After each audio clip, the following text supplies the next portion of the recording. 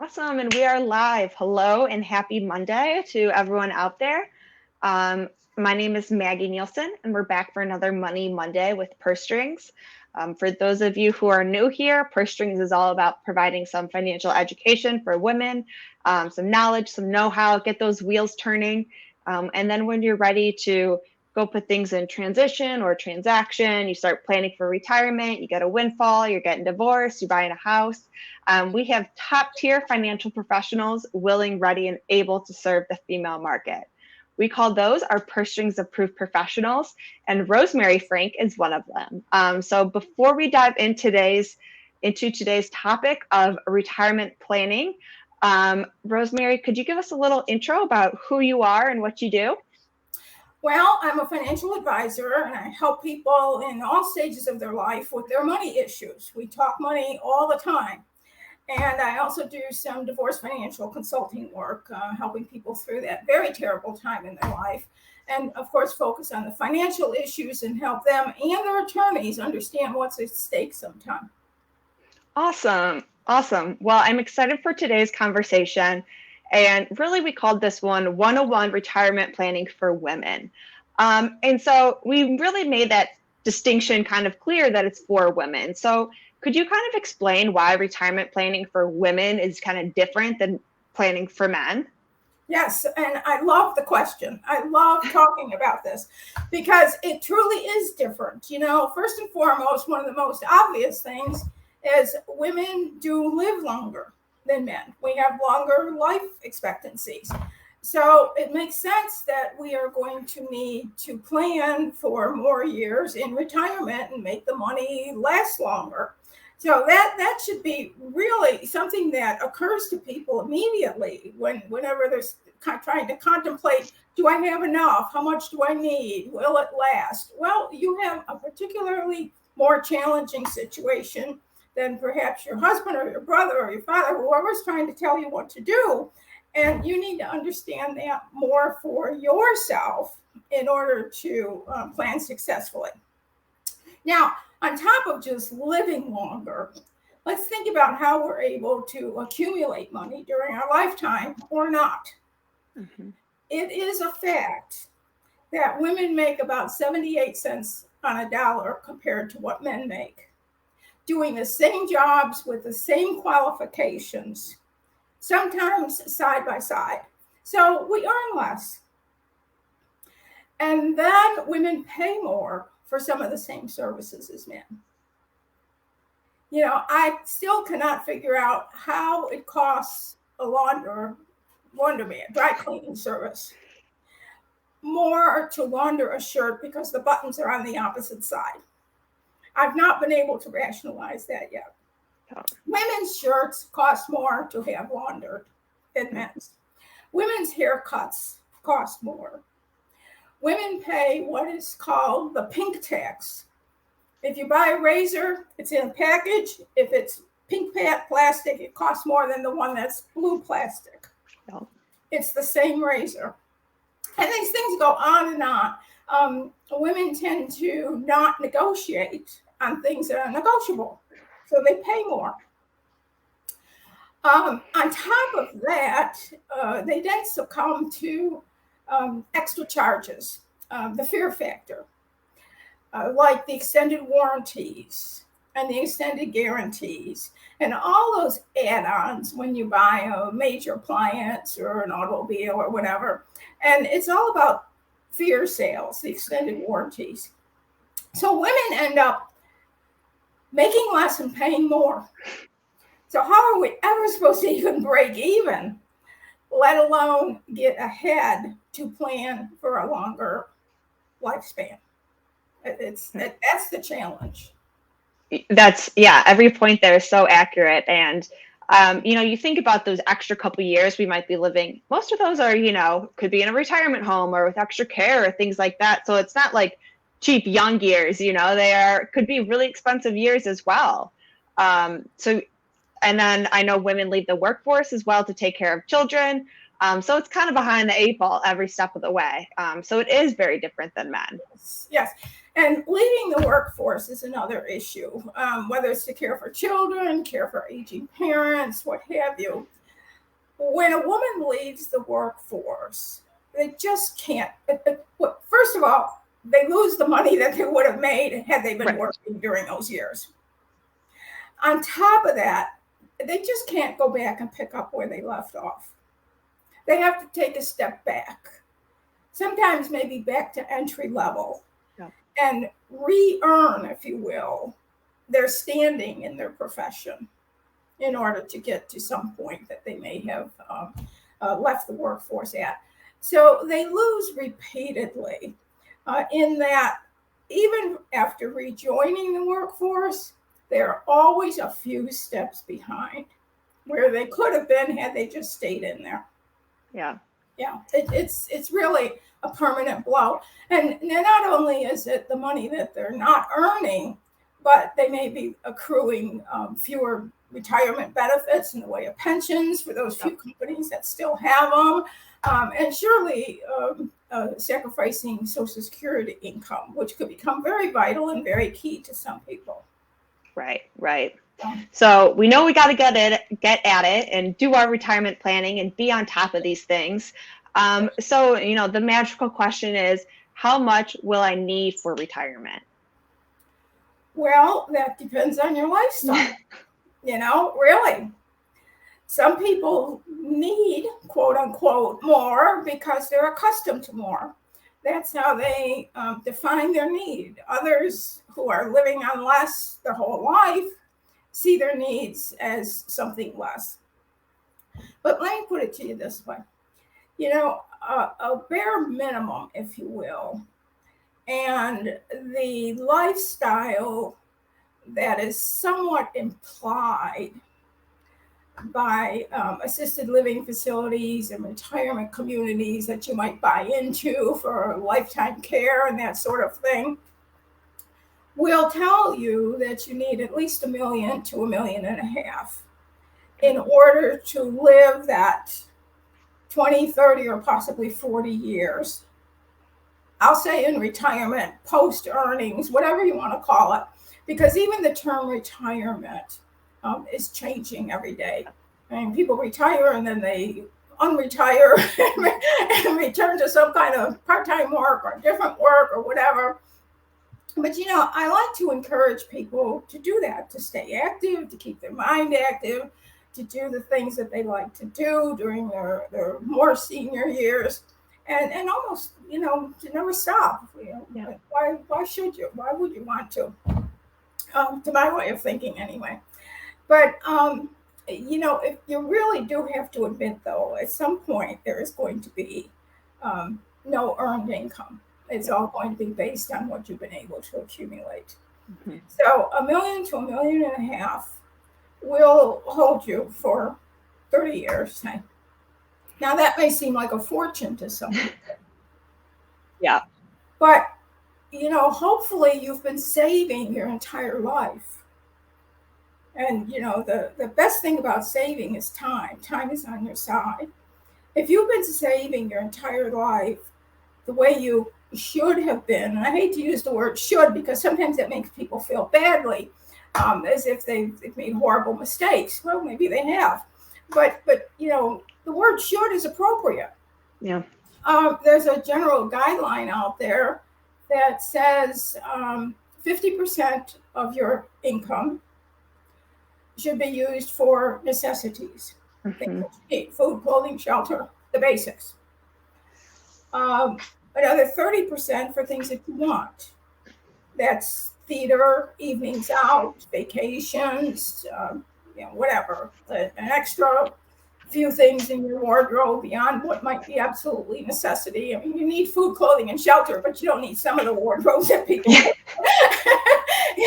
Let's not misinterpret clothing. And food doesn't mean steak every day or 3 times a week or whatever. So you got your basics and then you have your wants. And the remaining 20% should be saved. Yeah. That's what you need to be doing your entire life. Yeah. And when you save early and the money is invested wisely and hopefully has some halfway decent returns, I even use a 6% average annual return for forecasting, which is very conservative, Yeah. you'll get to the million or the million and a half.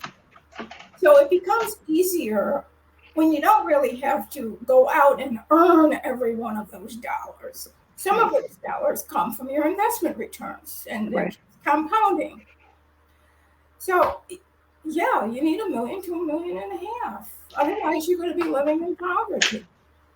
That's a great number just to start, because it's always, it depends, but just to have a vague number in your head is really helpful to have, a point to kind of look at. But like you said, it's not just saving those dollars in a savings account. It is investing those dollars and making sure they are invested properly. Yes. And if you're still thinking that $1 million is way over the top, let me just do a little math for you. If you have $1 million, and let's say you're really not an investor, or you think that when you reach retirement, you need to run for cover and not invest in a growth portfolio because you're at end of life and you need to just, hide all your money in case you lose some. I'll say a little bit more about that in a moment. But if you go for that deep cover, if you will, and protect every dollar that you have, let's say you have no more growth. Just do the math. If you're going to live another 30 years, which is totally reasonable. Yeah. That's 360 months.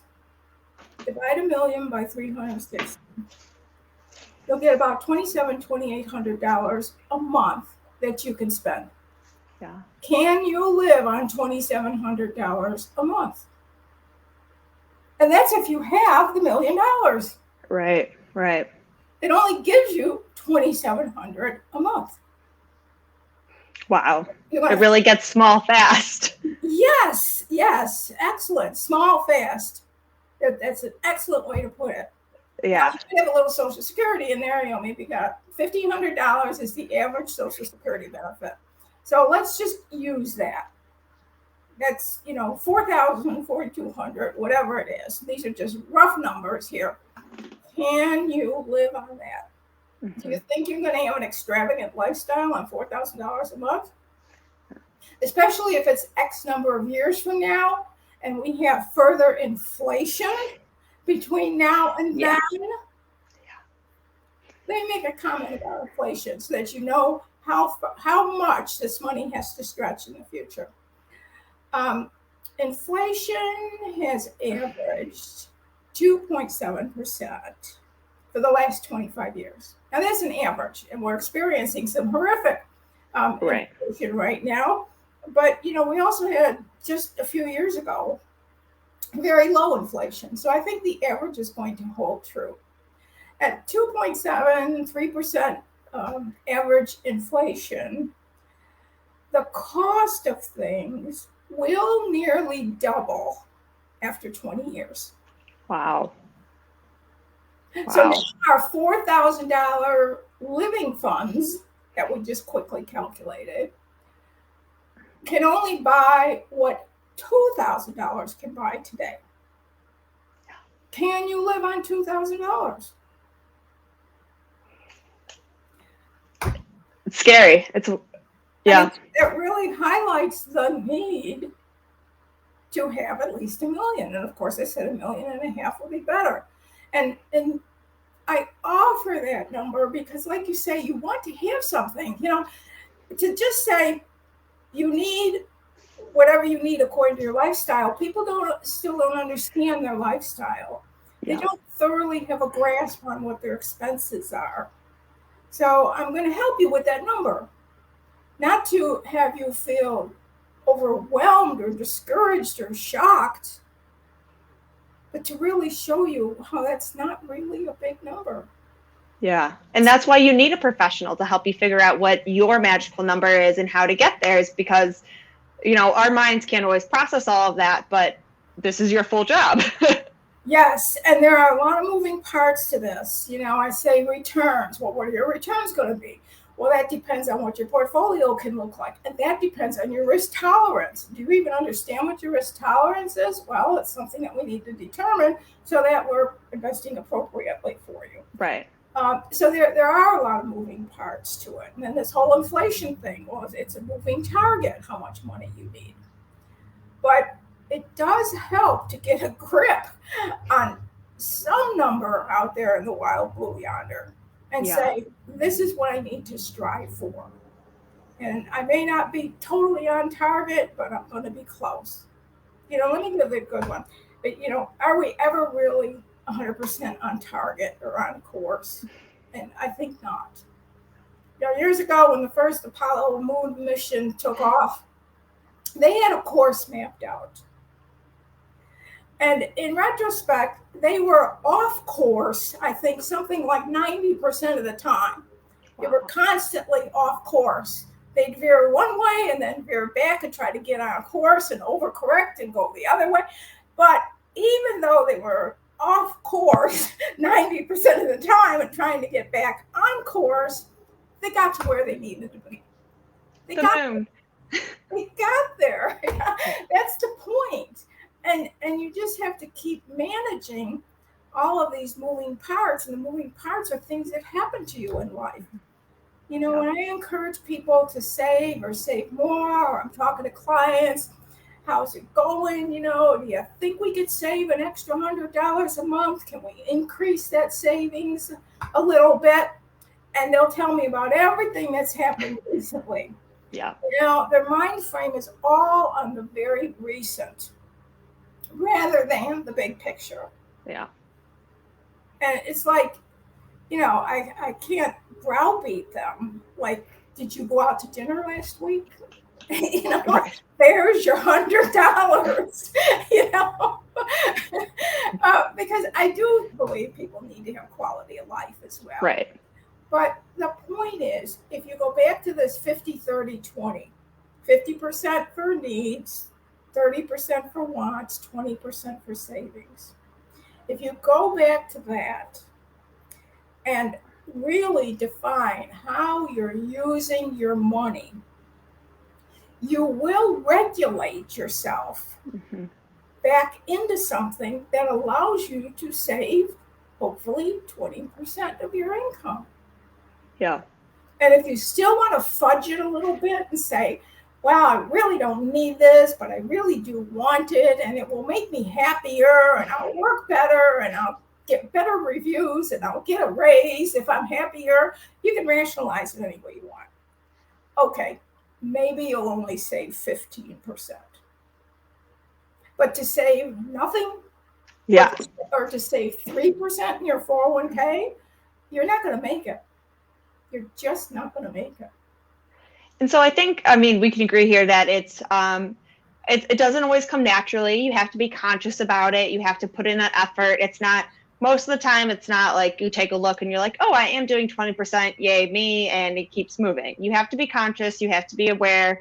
But you also have to think about your end goal, and you do want your future self to have a great retirement as well. Yes.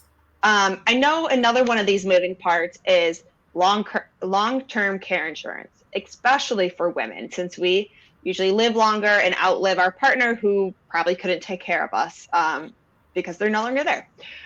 So should people consider long-term care insurance? Well, long-term care insurance is interesting. It was a really good idea when it came out, when we first heard about it. And I believe it was a really good idea. And it was a wonderful thing to go for it, to get. Yep. However, much has changed since then. And I'll mention a few changes, the way things have changed. And people's mindset is still stuck on long-term care equals something good without looking at it critically. It's not a done deal. It's not automatically good. It's not automatically the right thing for you. Because when long-term care first came out, long-term care insurance first came out, quite frankly, the insurance companies didn't understand what they were offering. There were over 100 insurance companies offering long-term care insurance. And they configured policies that really resulted in their firms being over obligated. When they realized this, they needed to cut back. I mean, you just don't keep writing policies for money that you now realize you probably won't be able to pay out on. Right. There are currently about 10 companies writing long-term care policies. So you can see how many companies got right out of the business because it wasn't sustainable the way it was understood and the way it was offered. So the things that we expected out of those policies were not doable. That was the problem. So what did they do? The ones that are still offering it have cut back on the payouts that these policies will have. There are now caps on it. So originally it was like an unlimited payout, and you'd say, okay, if I have long-term care insurance, whatever I need, it'll be taken care of for the rest of my life, however I last. Sounds like a steal. Yeah, that was a good deal. That's not the case anymore. There are caps on how much will be paid out. The other thing is definitions of long-term care have changed. The numbers of services that you need in order to even qualify for long-term care have been elevated so high that you've got to be practically on your deathbed to get into long-term care. I mean, the average stay in long-term care is less than a year. That's how close to absolute death and dying you are before you qualify for long-term care by the new definition. So if you make it to long-term care and the policy does start to pay out, you're going to practically be dead already. But when it won't pay out until you have those qualifiers to go into long-term care. Assisted living comes before long-term care, but a long-term care policy is not going to pay for assisted living benefits. You got to you got to pay yourself through the assisted living before you get to long-term care. Now let's look at some of the math. The premiums on long-term care policies are pretty steep, and they vary. You know, you've got to let a company speak for themselves. I'm generalizing here. Right. So, but when you look into a long-term care policy, look critically at how much you will be paying in total premiums and how much it will pay out in total benefits. Keywords: total premiums, total benefits, the amount paid in, the amount that will be paid out. And it has been my experience. I just gave up my insurance license 2 years ago after 20 years with an insurance license. And clients tell me things. It's been my experience that the total premiums will just about equal the total payout. Wow. Unless you find a policy that isn't. I mean, keep looking for it. I encourage you to keep looking for it, but look at it critically. If you have to pay $250,000 in total premiums so that you can get a benefit that's capped at $250,000, you might as well keep your own $250,000 and pay your own expenses, you know? Right. And in the meantime, you have the benefit of investing that money and hopefully having more. It's not a guarantee either, but you know, you just got to do the math and decide if this is going to be a good deal for you. But my message is, don't think it is automatically a good deal or automatically a good thing for you to do because of the history. Yeah. Those are all great points. And that's why, you know, we can't say on this that everybody should do one thing or another. You know, everyone is so unique in their situation. Nothing about us is cookie cutter, even though we think it's the same as, you know, our neighbor. It's not. So that's why we do have to talk to a professional. But those are some great insights just to kind of check out, be aware of, and, you know those big points to look at. Yes, absolutely. And you know, I give great consideration to the individuality of each and every person, each and every woman, because we are all different. We all need different things. We all have different thinking patterns, ways of thinking of things, ways of understanding things. You know, everybody's very unique, and they've had different life experiences too. I mean, we all have. And you have to respect those experiences. I fully respect where people are coming from, why they think the way they do. what they need to do for themselves in order to feel comfortable with decisions that they're making. That's all very key. And sometimes, money decisions are not easy to make. Right. I don't mean to speak of things cavalierly. I hope I've made this just a little bit entertaining or engaging, but this is serious stuff. It Yeah. really is. This is about you and your life and what you will have for yourself going forward. This is about preparing for when the money is no longer flowing in. Have you done the things that you needed to do when it was, so that you can respectfully take care of yourself when it no longer is flowing in? That's Right. what retirement planning is all about. I Now, love that. I'll make another note here. Um, financial professionals, financial planners have been taught to focus on accumulating assets, growing assets, just building portfolios from low amounts, whatever was low starting point, to greater amounts, growing portfolios. That seemed to be the mission of our business, of our profession. And I challenge that a little bit. I say, after you grow the portfolio, you're not done. You have to help people with disbursements. Yeah. And disbursements can be just as much of a skill as accumulation was. Mm-hmm. So be careful who you're working with. Are they an accumulator who perhaps does not even understand the disbursement phase? Do they just accumulate and say, okay, I'm done? I'm going to sit back and rest, and the client's going to sit back and rest, and they're going to run for cover in a super conservative portfolio because there's nothing else to do. And I would say a couple of things. If you're retiring at 65, 67, whatever, you've easily got another 20 or 30 years before you use the last of your money. Right. 20 or 30 years is considered a long-term perspective for investment purposes. That's long-term investing. Right. So you can still be in a growth portfolio if that's appropriate for your risk tolerance. Risk tolerance is a primary consideration in the structure of that portfolio. But you don't just run for cover because of your age, because you've still got a long horizon on your investments. Yeah. And you may still need to make them grow in order to get to age 95, 96, 100, which you should fully expect to reach. Yeah.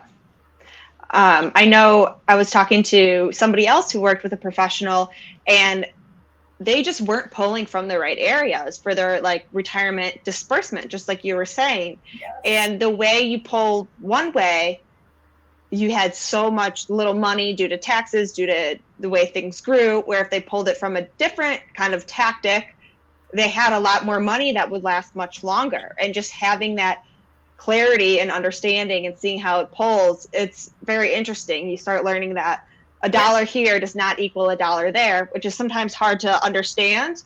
But it's not the same equality of a dollar. Exactly. There are strategies to how to do these disbursements. Now, because we're providing education here today, I'll give you a generic strategy, very generic. Generally speaking, you might want to draw from your non-retirement accounts first, other savings accounts, regular brokerage accounts that are not retirement specific. It's not an IRA. And save the IRAs and the Roth IRAs until later, because they will continue to grow, hopefully, tax deferred. Yep. An IRA will continue to grow with tax advantages. Why do you want to dip in? Why are you anxious to dip into it when you would only have to pay taxes sooner? If you don't live long enough to exhaust it, it'll go to your heirs. So you save tremendously on taxes that you may never have to pay at all. So draw from non-retirement accounts first. When you get to the IRAs, draw from the taxable IRA first, and the Roth IRA last. The Roth IRA continues to grow totally tax-free. Well, let it do that for as long as it can, yeah, so non-retirement, then IRAs, then the Roth IRA, generically speaking. Yeah. More needs to be determined based on your particular circumstances, but that's a good general guideline, if you will. Awesome. And then the last kind of question, which is, granted, it's a heavy question, but we'll see how fast we can answer it, is how do you kind of make your money last throughout retirement? And I think part of it is pulling in these certain categories. Yes, it's the disbursement strategy. Yeah. And it's continuing with a growth strategy for at least part of the portfolio, if that's appropriate for you. So you keep you keep at least part of it growing, and you're strategizing on how to disperse it. And the other thing is to simply modify your lifestyle. Yeah. You can't retire and go globetrotting. You might take a few nice vacations if you indeed saved and allowed for it, but you just can't go wild crazy and say, I want to travel. That's one of the things you're supposed to do during retirement. Now I've got the time to do it. Well, just because you got the time doesn't necessarily mean you have the money. Right. A $10,000 trip now may sacrifice effectively $30,000 of retirement. Yeah. At $4,000 a month, how long would that have lasted if you had not gone on that vacation? So, one of the best things that you can do about understanding how long your money will last is to start practicing now. Start living that $4,000 lifestyle, or whatever your number is. Start living at the lifestyle that you will be able to afford for yourself for your entire life. And then you won't be pulling back, if you will, or denying yourself things in your retirement. Your retirement will be a smooth, continuous lifestyle. Mm-hmm. Because that's the way you lived before, and that's the way you're going to live after. Yeah. And it also avoids feeling, so deprived during retirement, or, like you're living in poverty. Mm-hmm. You don't have your old income. Well, you will have your old income, just from different sources, because you planned for it. Mm-hmm. So you want to level lifestyle for yourself for your entire life. I love that. That's a great piece of advice to give. Yeah. And God, we're living so long these days. We could probably work a little past 65 as well, Absolutely. I'll share a personal. My own mother made it past 100. Wow. So you're planning to pass 100. It was a no-brainer, and she was in assisted living she was in assisted living for a number of years, but she went to long-term care for like 6 months. Wow. Yeah. That's how long it took to get to long-term care. Yeah. Wow. Yeah, 6 months, and she was over 100. But you got to plan on doing it, Mm-hmm. Get a good quality of life. Absolutely, good quality right up to the end. Awesome. Well, I think we've covered so many great things today, Rosemary. So I really appreciate you providing all this education. Are there any last tips, tricks, pieces of advice you want to make sure get out there before we sign off today? Well, I would say be smart. Be thinking for yourself. Do not be the add-on to your spouse. Do not think of yourself as getting the leftovers. You need to be planning for yourself independently, even if you are planning together with a spouse. You can plan together and still plan independently. And that's what I encourage, independent thinking, if you will. What do I need? Not what will be left after he's done with it. I love that, because we're not the leftovers. No, we're not the leftovers. Oh, I love that. Well, thank you, Rosemary, for coming on today. If anyone is looking to talk to Rosemary, her email's been going through the bottom here. Otherwise, she's one of our Purse Strings approved professionals. So you could reach out to her at pursestrings.co. But let's remember that, everyone is unique. Nobody is cookie cutter. So let's talk to a professional. This is really not a DIY project. And so, let's work with somebody who is approved to do all this great work. So thank you again, Rosemary. If anyone has questions, reach out to Rosemary, reach out to Purse Strings, and we'll see everyone again here next week. You're very welcome. It's been a pleasure. Awesome. We'll talk to everyone soon. Bye. Bye-bye.